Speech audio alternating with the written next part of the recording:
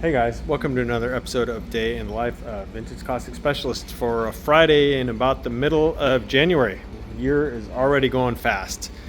So, big thing that happened today is the Baja bug is gone. So, thank you to the owner Mike for coming by, and we had some fun kind of going over the project, and we took the car for a good test drive, made a few loops around the city of Orange here, and got him used to it. He said he hadn't drove a bug for a while, and yeah, they're kind of weird to drive if you're not used to them. And his shifter was kind of weird. It's one of those old school like Hurst trigger shifters, and they take a little bit of getting used to. It has a very short throw compared to, I guess, bugs that he had in the past. So yeah, it took him a little bit to get used to it, but yeah, car's running good, and yeah, so good to get that one off the plate here. Although I miss it already because I do love Baja bugs, but glad to get it back to the owner for him to start having fun with.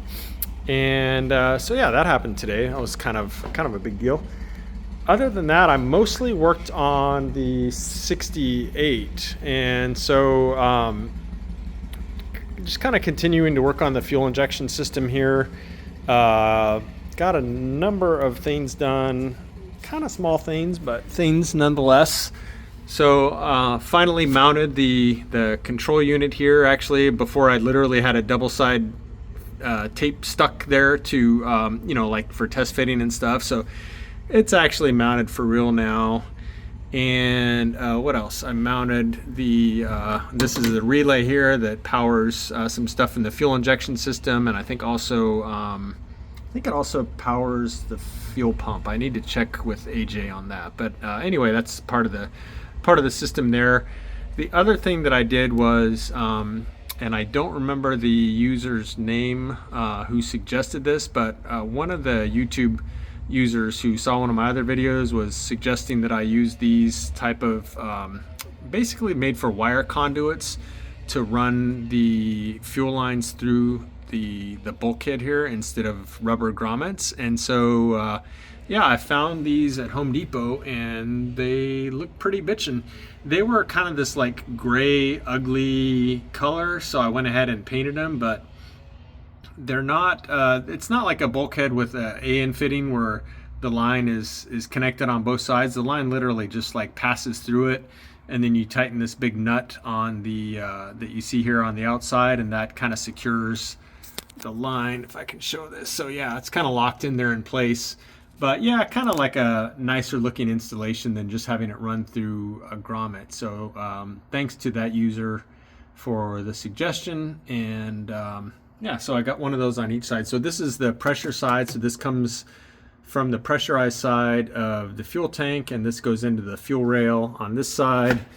And then ultimately the fuel comes out of the other fuel rail here, runs through the pressure regulator, and then this one goes through one of those same type of fittings and then back to the tank.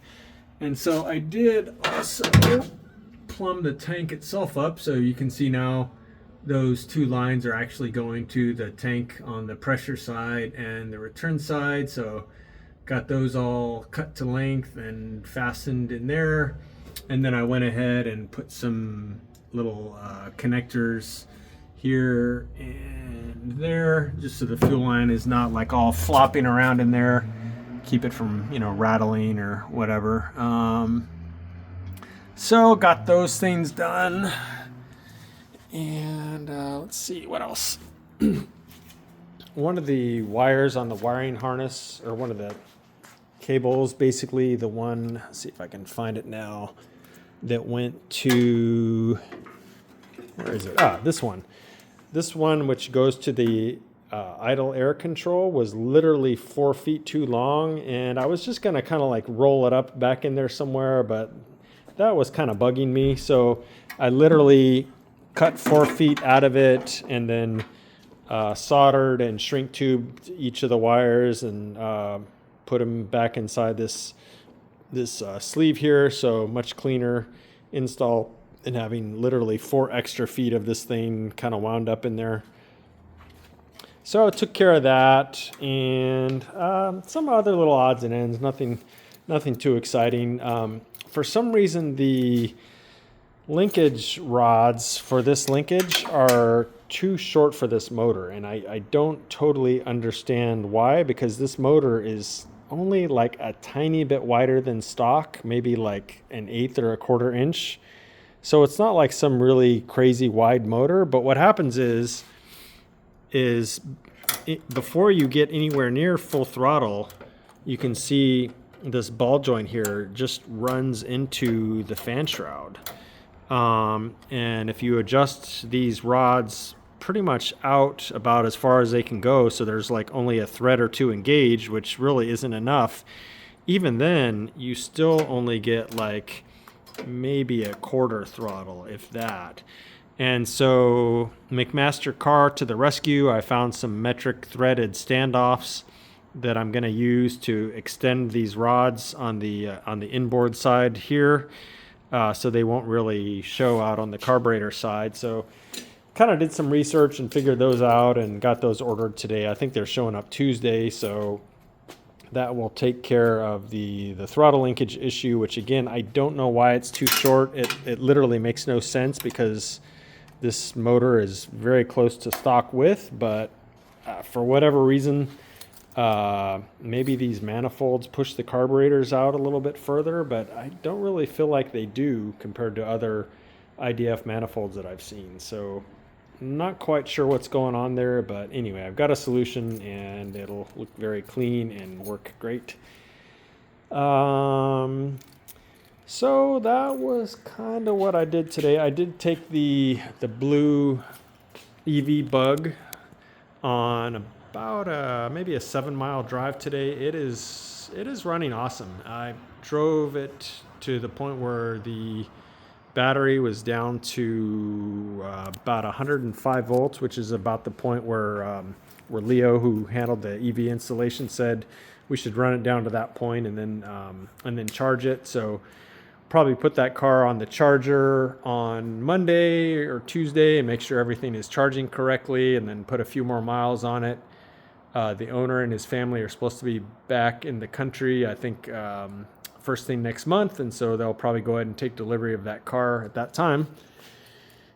So let's see. So I haven't been talking too much about Jacob lately. Jacob has mostly been working on this big pile of carburetors and fuel pumps, and he got all the metal, all the steel components for all those things cleaned up, sandblasted, wire wheeled, etc. So we've got this huge bag of parts here that I need to take to zinc plating. We've got 6, 7, 8 carburetors and 3 fuel pumps worth of steel in here that we're going to zinc plate, and then he'll rebuild all those once we get the rebuild kits and stuff. So he's been working on that quite a bit. The other thing was I went ahead and let him start learning how to weld today. And this guy is a total natural. So literally the first welds that he ever did in his life were these 3 right. So I did this one here showing him how to do it. And then he just turns around and does these 3 like that. Like literally never held a welder before, didn't know a whole lot about welding, and he just did those. Granted, we had the machine adjusted well and everything like that, which helps, but the guy is a natural. So then I challenged him a little bit and had him, turn this around so the lighting's better. I had him take this piece of steel here and first put a few tack welds on here to attach it to this.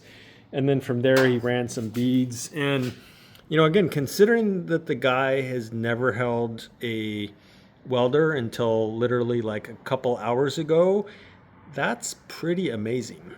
I think he did that side first, and then he did this side. I mean, that's actually not that bad. I mean, is it perfect? No, but again, for somebody who literally never held a MIG gun before, this is pretty amazing.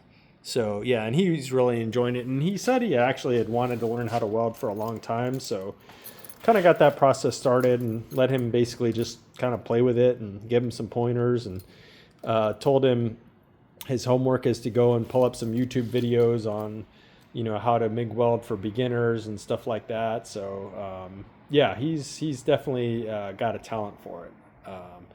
My first welds, when I first learned how to MIG weld, did not look that good. I guarantee that. So anyway, that is it for today, guys. Appreciate you watching. I don't know 100% if I'll be in tomorrow, so there may or may not be a Saturday episode. If there is, I'll see you tomorrow. If not, then I will see you Monday. So thanks again for watching, everyone. Thanks for your comments, your likes. If you haven't subscribed and you like our content, please do so. Helps us out, helps us grow the channel. So thanks again, guys, and we will see you soon. Bye.